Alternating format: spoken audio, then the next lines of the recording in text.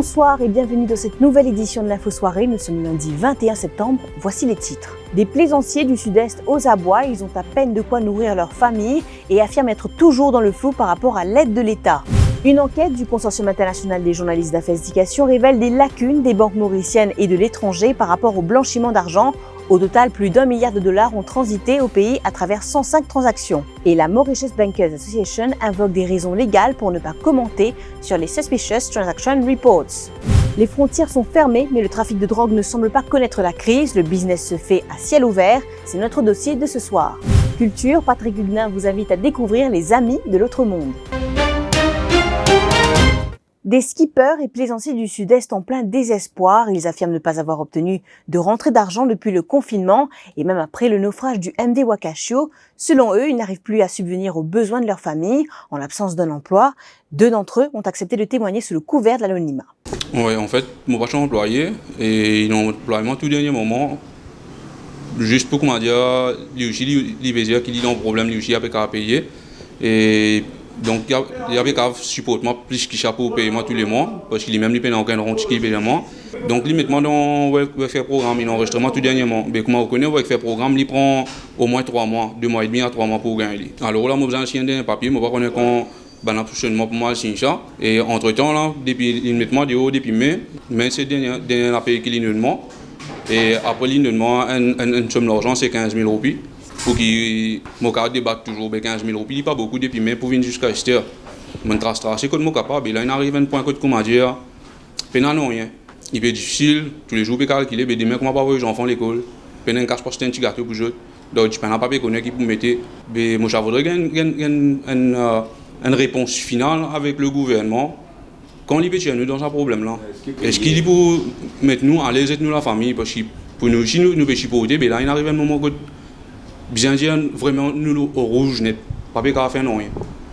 Dans Tourism Authority, ils ont fait nous faire application le Facebook, ils ont fait nous faire application pour MOE et jusqu'à maintenant nous n'avons toujours pas recevoir aucun paiement et tous les jours comment vous trouvez moi-même un garçon qui a 3 enfants. Tous les jours, mes enfants parlent à l'école, nous payons une casse pour nous autres à l'école et ils ne concernent pas juste moi touché depuis trop de 12 jusqu'à Maïbou, ils concernent tout le monde qui n'est pas employé. Mais de toute façon, tout de suite, là, même quand nous payons un travail dans Maurice, ce n'est pas facile pour nous pour gagner un travail. Nous faisons tout des morts qui besoin. Même jusqu'à actuellement, le gouvernement paye l'augment de travail de l'huile. Mais nous, quand nous travaillons la mer, de temps en temps, arrive que nous gagnons une contravention. Et bien, contravention, il y a toujours nos moralités. À ce là quand nous payons un petit travail, on dit que nous travaillons, il n'est pas possible pour nous gagner un travail parce qu'il n'a pas fait accepter nous-mêmes. Le pénalisme touché, il concerne au moins 200 skippers qui peuvent attendre comme ça pour nous gagner de l'argent. Mais nous faisons tout des morts qui possible depuis mois-mai. Nous ne resterons qu'ils jusqu'à jour 10 jours. Jusqu'à jour 10 jours, nous n'avons pas un roupie. Plusieurs banques à Maurice citées dans un rapport d'enquête du Consortium international des journalistes d'investigation. Elles auraient fermé les yeux sur des transactions suspectes. Cette nouvelle enquête menée en collaboration avec 108 médias internationaux révèle que les grandes banques mondiales auraient des difficultés à lutter contre la circulation d'argent sale. Plus de 762 millions de dollars seraient rentrés au pays, alors que plus de 301 millions de dollars auraient quitté Maurice à travers des virements bancaires suspects. 105 transactions comptabilisées de 2011 à 2017 pour l'île, rue Tradjessar. Selon l'enquête, la Mauritius Commercial Bank aurait transféré plus de 2 millions de dollars vers la Banque de commerce et de placement SA en Suisse, en 2 occasions, le 7 et le 11 février 2013. Elle aurait également reçu le 8 février 2013 plus de 33 millions de dollars de la Deutsche Bank, qui elle aurait obtenu un montant identique de la Barclays Bank la veille. Selon ces documents, la Deutsche Bank à Maurice n'est pas en reste. Elle aurait reçu le 10 octobre 2012 130 millions de dollars d'une banque américaine qu'elle aurait ensuite transféré à la Barclays Bank. La Standard Chartered Bank aurait, elle, transféré 65 millions de dollars vers la Deutsche Bank le 8 février 2011 et le jour suivant, cette même somme est transférée vers la Standard Chartered Bank. La State Bank of Mauritius Limited est aussi citée. Elle aurait reçu plus de 5 millions de dollars le 28 juillet 2017. Cette enquête souligne que les plus grandes banques mondiales restent poreuses au blanchiment d'argent. Elles ont beau faire partie de l'un des secteurs les plus régulé au monde. Pourtant, malgré les règles et les contrôles, le secteur bancaire mondial a beaucoup de difficultés à combattre ces pratiques suspectes. Cette enquête s'appuie sur l'examen de plus de 2000 rapports d'activités douteuses. Ces rapports ultra confidentiels représentent un total de près de 2100 milliards de dollars de transactions suspectes réalisées pendant près de 20 ans, de 1999 à 2017. Cette enquête indique aussi que ces banques font parfois circuler passivement à travers les comptes bancaires de personnes ou de sociétés qu'elles n'ont pu identifier de l'argent susceptible de relever du blanchiment issu d'activités illégales comme des fraudes fiscales, l'argent du crime, de trafic de drogue ou d'armes ou encore du trafic d'œuvres d'art. Et la Mauritius Bankers Association Limited a pris connaissance de cette récente publication dans les médias, mais précise que pour des raisons légales, il n'est pas possible pour les banques de commenter sur les déclarations de soupçons. Le système international de lutte contre la criminalité financière confie aux banques la responsabilité de surveiller toutes les transactions bancaires et s'il y a besoin de soumettre des déclarations d'opérations douteuses aux autorités, les autorités ont la responsabilité d'enquêter sur ces déclarations et de prendre les actions requises telles que prescrites par la loi. Les banques mauriciennes soumettent régulièrement les déclarations d'opérations douteuses et continuent de réaliser d'importants progrès dans la lutte contre la criminalité financière, tout en travaillant en étroite collaboration avec les instances régulatrices selon la Mauritius Bankers Association. L'avocat Ashley Orungi, entendu par le Central CID dans une enquête instituée sur l'affaire Sherrygate, une enquête entourant un cas de complot allégué après une déposition consignée par l'internaute Shamim Karim Bokus, plus connu comme Shamim One and Only sur la toile. Il allègue que des avocats et politiciens ont comploté. L'objectif, selon sa plainte, était de produire une vidéo pour fragiliser le MSM à la veille du scrutin de 2019. L'enquête va continuer demain et nous, tout bon avocat, nous vous présentons demain. Et il s'agit toujours de ce qui déclaration qui M. Sherry Singh fait concernant une vidéo qui appelle voilà vidéo made Sherrygate, épisode numéro 3, intitulé Dans les entrailles du pouvoir. Et il y a beaucoup de vérité qui peut sortir aujourd'hui, qui finit de sortir, qui peut sortir encore. Et je crois bien qu'à la fin, ceux qui sont des accusateurs deviendront des accusés. Et la police faut bien enquêter dans tout ce qui M. Arangui peut dire aujourd'hui. Et il y a une vaste enquête que la police est obligée de faire pour trouver la vérité. Et quand la vérité sortit, il y a là qui ban accusateur pour bien commencer à tracasser. Nous nous retrouvons après ces courtes pages de pub.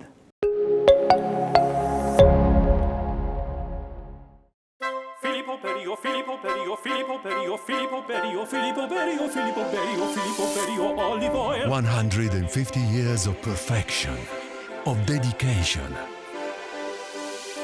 of the highest possible standards.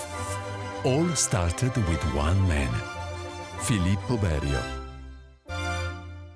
Filippo Berio.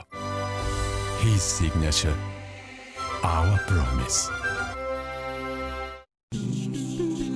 Nous tout comme Kiken, comme elle y trouve nous les dire. Qui te pour boire? Du thé, café, un petit verre d'ilé? Partage ça qui meilleur avec man qui se content, ça même de plaisir. C'est ce cas de l'émotion de partager. Avec pour qui content partager. Et si tu offres ou même ça qui meilleur, offert ou même. Dis-les promesses.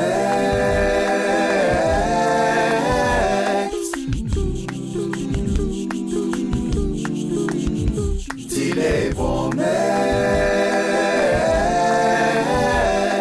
Promex c'est une collection tasse pour nous Mauriciens. Comment sous collection? Quand on a acheté ça c'est dit les Promex ou gain une tasse bien originale en cadeau. Dit les Promex, partage l'émotion.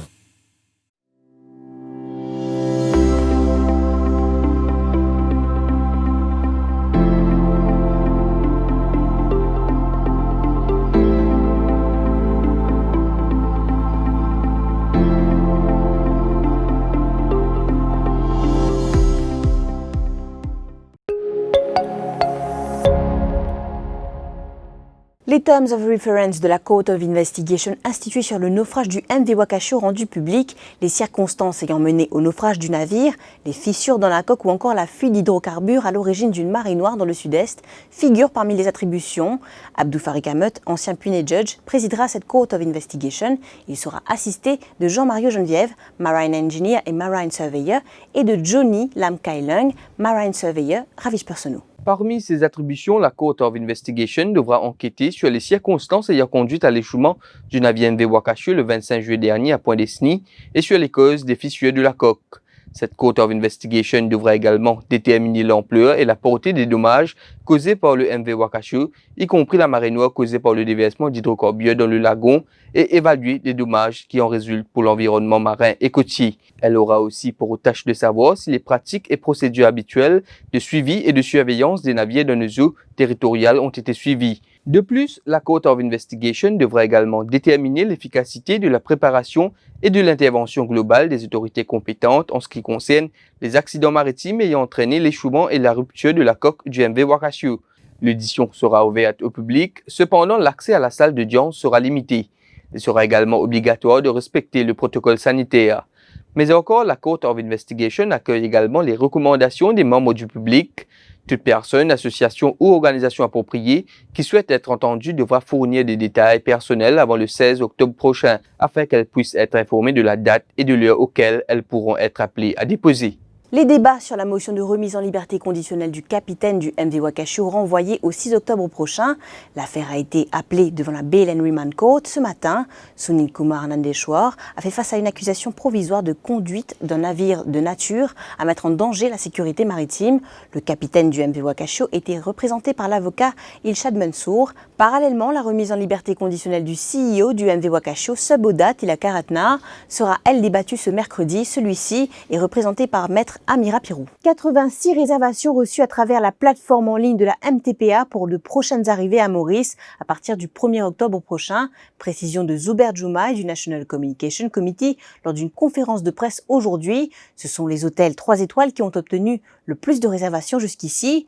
Autre information, selon Zuber Jumai, c'est le gouvernement mauricien qui prendra en charge les frais médicaux pour les Mauriciens qui seront en quarantaine. La plateforme de réservation qui est mise en place par la MTPA pour qui ban du monde capable retourner Maurice, la plateforme opérationnelle donc depuis le 20, depuis hier, et depuis hier soir jusqu'à 1h30 aujourd'hui, nous plateforme qui a enregistré 86 réservations confirmées et il y a 3 hôtels 5 étoiles qui expriment l'intérêt pour accueillir des personnes en quarantaine. 8 l'hôtel 4 étoiles et 6 l'hôtel 3 étoiles. Jusqu'à maintenant, c'est l'hôtel 3 étoiles qui connaît le plus de réservations. Autre développement important, développement de taille, il y a des gens qui consulter le site pour remarquer que les frais médicaux concernant un test qui vous a fait gratuit pour les Mauriciens. Donc le gouvernement peut prendre en charge les frais de test, les frais médicaux, les frais d'encadrement médical de la quarantaine. Le gouvernement peut prendre ça en charge. C'est un chiffre de 13 500 roupies qui va un étranger besoin payer et qui pour les Mauriciens est gratuit.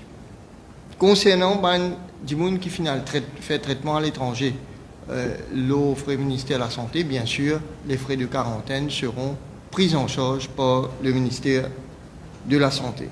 Dans le Défi Plus samedi, nous vous avions proposé un dossier de 16 pages sur la situation de la drogue à Maurice en cette période où les frontières sont fermées. Il est un fait que l'approvisionnement dans les quartiers n'a jamais cessé. Le business de la drogue ne connaît pas la crise. Le trafic se poursuit de plus belle avec la complicité de certains contacts haut placés, a admis le chef du gouvernement. Au contraire, ces dernières semaines, de nouveaux types de produits sont apparus sur le marché et auraient même fait plusieurs morts. Dans les faubourgs de Port-Louis, les habitants et travailleurs sociaux sont désespérés en appelant les autorités pour plus de vigilance et d'action. Mais la police elle-même avoue que les patrons ont souvent une longueur d'avance sur elle. Les centres de désintoxication, eux, accueillent par centaines des mineurs qui veulent s'en sortir. Mais au bout de l'effort, la réussite n'est pas toujours au rendez-vous. À voir sur le défimédia.info, cette production du Défi Média Group dès ce soir. En voici un extrait. On peut trouver ça là. tous les jours comme ça, du monde allait venir, long largué, crapaud là, m'a dit un détail pour ça.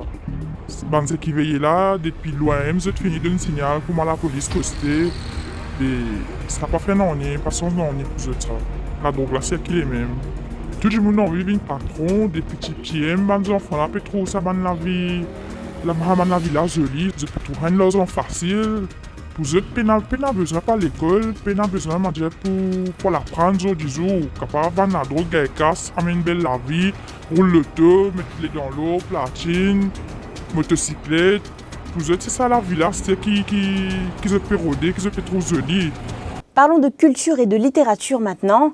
Les Amis de l'autre monde, un roman de Patrick-Éric Huguenin, son premier roman que les amoureux de littérature pourront découvrir désormais.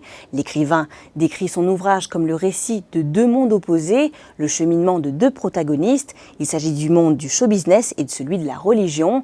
L'auteur s'est inspiré d'événements de sa vie, qu'il a combinés avec son imaginaire pour faire son roman prendre vie.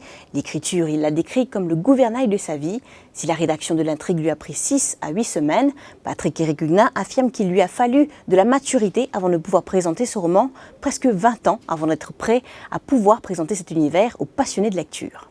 Le roman est un récit qui se situe entre deux mondes très opposés, le monde de la religion, le monde du show business, un monde compétitif, un monde où on se remet en cause, un monde qui va très vite, un monde où on ne fait pas de cadeaux. Et c'est un monde surtout relativement dur et éprouvant pour les nerfs. Et puis il y a le monde de la religion qui est un monde plus contemplatif, plus protégé, un monde où on renonce à beaucoup d'autres choses dans la vie, un monde où on se retrouve après des blessures, après un parcours difficile. Donc c'est un amalgame entre deux mondes totalement opposés, un qui va très vite, où on attrape des fous rires, où on pleure beaucoup, et l'autre un monde silencieux. Ça se situe entre l'île Maurice et Paris principalement, et avec des petits extraits, avec des petits passages ailleurs en Europe. Donc c'est à peu près ça l'histoire. Les deux héros ont été en Europe, ont goûté entre guillemets au show business. Ils ont été un peu dans ce milieu-là, mais ils y sont sortis. Ils ont trouvé une vérité dans la religion qu'ils n'avaient pas trouvée ailleurs. C'est une histoire que je n'aurais pas pu écrire à l'âge de 20 ans. C'est arrivé après beaucoup de maturité et beaucoup d'expérience vécue. Mais je dirais que c'est une histoire qui a mûri au